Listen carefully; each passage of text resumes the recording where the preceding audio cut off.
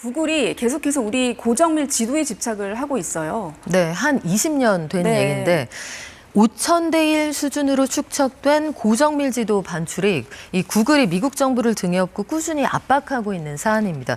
미국 빅테크 이익단체인 컴퓨터통신산업협회까지 동원을 해서 우리 정부의 반출 불허 조치가 일종의 디지털 무역 장벽이다 이렇게 주장을 하고 있는데요. 우리 정부가 이미 데이터 센터를 국내에 두면 그러면 주겠다. 그리고 민감한 정보만 가리면 가져갈 수 있다 이렇게 이야기를 했지만 구글은 그냥 달라 이런 입장입니다. 네, 그냥 달라. 최근에는 이런 요구가 조금 더 강력해지는 분위기인데 이유가 있을까요? 네, 정밀 지도는 구글이 글로벌 시장에서 서비스하는 구글맵 그리고 구글 내비게이션의 기초가 되는 자료입니다. 또 여기에서 취득하게 되는 여러 가지 위치 정보가 상업시설 안내에 기반이 되고요. 좀 더 나가면 보다 큰 건 자율주행 서비스의 시작점이 될 수 있다. 바로 이 부분인데 네. 구글은 샌프란시스코 일대에서 웨이모라는 자율주행 서비스를 꽤 크게 하고 있습니다. 텍사스를 기반으로 해서 서비스 시작한 지 얼마 안 되는 테슬라하고 경쟁하는 사이인데 아직 자율주행 시장이 형성이 되지는 않았지만 IT 기반이 굉장히 좋은 한국에서 이걸 제대로 서비스한다면 테스트베드 역할을 할 수 있다고 보는 거죠. 또 복잡하고 좁은 한국 시장을 뚫고 나면 인근의 일본 시장도 공략하기가 쉬워지고 인근 국가로 뻗어나가기가 좋다 이렇게 판단을 하는 겁니다. 그렇군요. 뭐 우리 정부가 이걸 무작정 거부하는 게 아니라 데이터 센터를 국내에 두면 된다는 건데 이걸 거부하는 이유는 뭘까요? 네, 세금은 내기 싫어서입니다. 그렇군요. 그러니까 세금 징수의 근거가 되는 이런 것들은 또 피하고 싶은 건데 구글은 그 유튜브 서비스 운영하고 있는 알파벳의 자회사죠. 2023년 기준으로 구글 매출은 재무학회가 추산해 보면 대략 12조 원 정도 됩니다.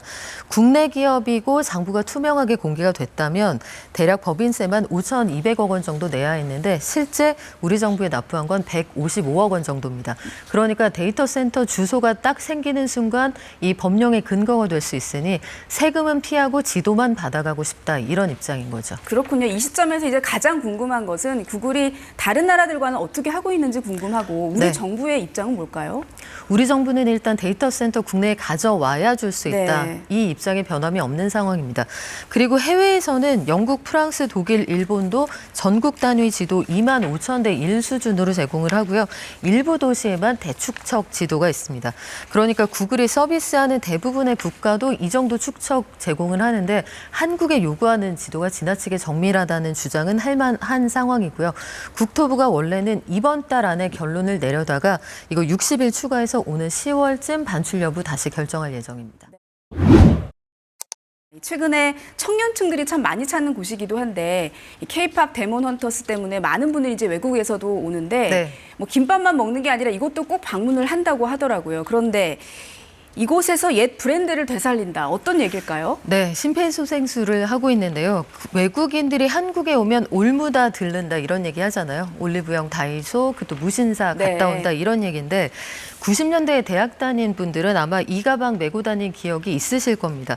바로 잔스포츠라는 브랜드의 가방인데 2000년대 들어서 슬그머니 사라졌던 이 가방을 메고 다니는 청소년, 청년 최근 들어 굉장히 늘었습니다. 그렇습니다. 이 청년층 수요로 연 매출이 두 자릿수로 늘었는데요. 지난해 잔스포츠 매출이 1년 새 64%나 늘었고요.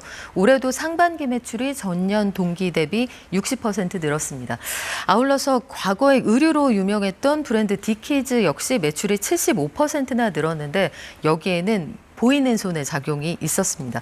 바로 무신사의 패션 유통자 회사 무신사 트레이딩이 개입한 겁니다. 그렇군요. 뭐 업체들이 다시 이걸 유행시키고 싶다고 해서 다 되는 건 아닐 거고 그야말로 부활인데 어떻게 가능했을까요? 네, 철저한 트렌드 분석을 통해서 소위 먹히는 제품을 만들고 감각적으로 마케팅을 한다. 이걸 전략으로 볼 수가 있겠는데 무신사 트레이딩이라는 회사는 패션 인큐베이터를 자처하고 있습니다. 그래서 브랜드의 이미지를 새롭게 하는 그 작업을 하고 있는데요. 이 회사가 2023년에 잔스포츠 유통권을 따낸 다음에 청년층에게 인기 있는 가방이 뭔지 사이즈부터 공략을 한 거죠.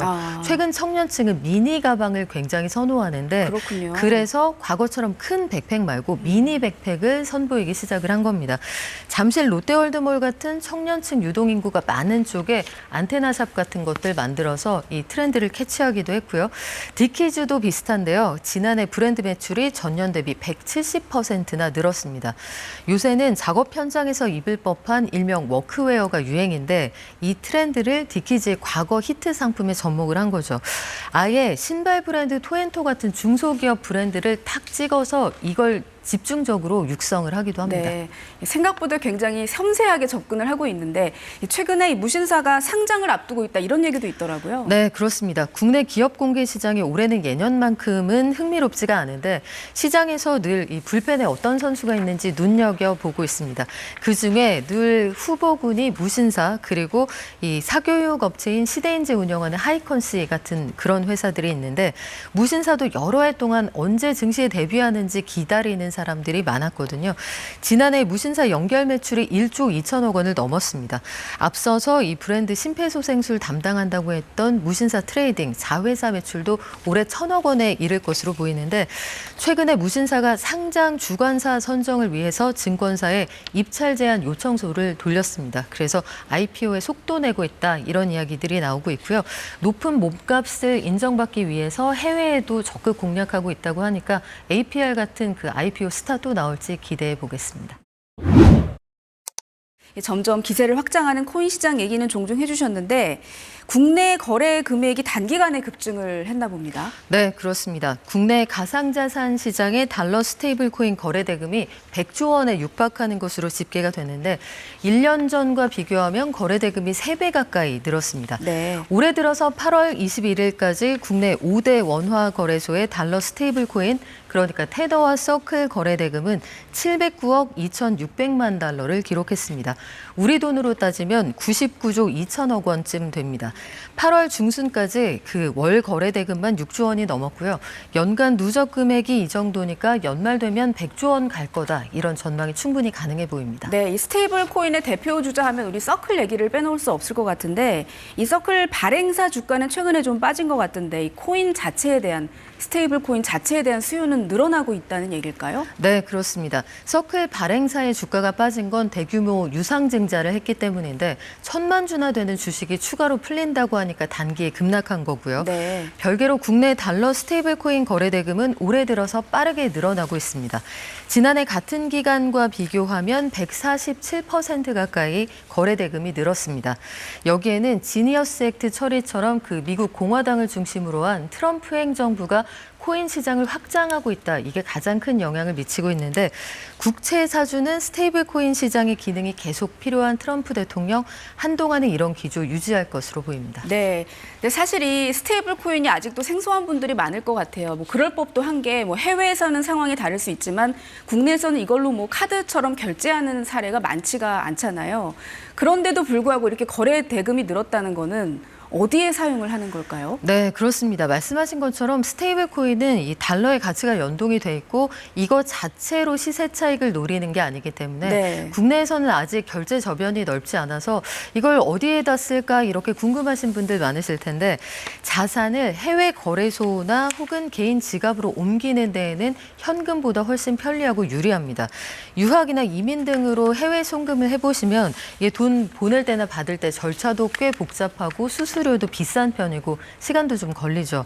그런데 스테이블 코인은 거의 즉시 보내고 받는 게 가능합니다. 네. 여기에도 전송 수수료가 있기는 한데 보내는 금액에 비하면 상당히 저렴한 편이고 그렇군요. 은행 전산망을 경유할 필요가 없죠.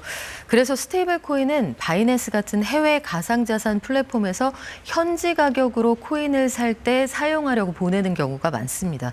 그러니까 규제가 많은 국내 시장을 회피하면서 코인에 투자하려는 국내 투자자들이 이 스테이블 코인을 일종의 플랫폼처럼 이용을 하는 겁니다. 그렇군요. 뭐 아직까지는 송금이 가장 큰 강점이라는 말씀이신데 앞으로 좀 활용도가 더 커질 거라고 봐도 될까요? 네, 앞으로 점점 활용도 높아질 것 같은데 예를 들어서 스테이블 코인 결제가 널리 보편화되어 있는 그런 나라로 해외여행을 가신다고 하면 이제는 트래블 카드조차 필요가 없는 거죠. 그렇겠네요. 환차손을 겪지 않으면서 즉시 결제가 가능하니까 뭐 이런 것도 충분히 가까운 미래에 가능할 것으로 보이고 상상력을 조금 더 키워본다고 하면 전 세계 스테이블 코인 투자자들만을 위한 투자 상품이 별도로 생겨날 수도 있습니다. 네. 그런데 이건 국경 단위로 설정돼 있는 금융당국의 관장 범위를 벗어나는 거라서 굉장히 도전적인 이슈가 될 것 같기도 하고요.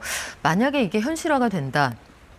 그러면 비트코인이 처음 등장했을 때보다 탈중앙화가 훨씬 속도를 낼 수 있다 이런 전망이 있어서 이 물리적인 기축통화하고 이 온라인 세상의 기축통화가 그 두 가지로 갈 수가 있다. 근데 그렇겠네요. 또 아이러니한 건 둘 다 미국이 고향이다. 뭐 네. 이렇게 생각을 해보면 여러 가지로 우리도 좀 시사하는 바가 있어 보입니다.